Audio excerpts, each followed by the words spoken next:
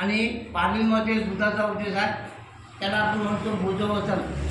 बुद्धवचन कसं आहे, 3 वाक्यामध्ये एक उच्चार आहे. पट्ट उच्चार करा सर्वांनी.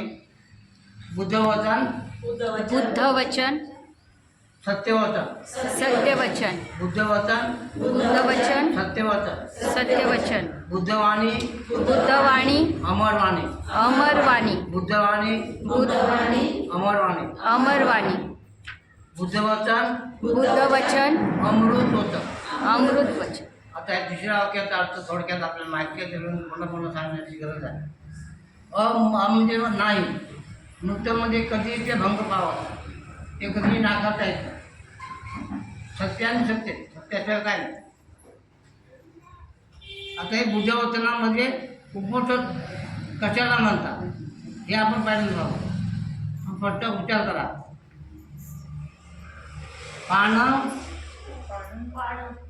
न हाने. न हाने, पान पानन, न हाने. न हाने, नच नच, अधीन अधीन, आदिये. आदी, मुसा मूसा, न भासे. न भासे, नच न च, मत्सये मत्सये,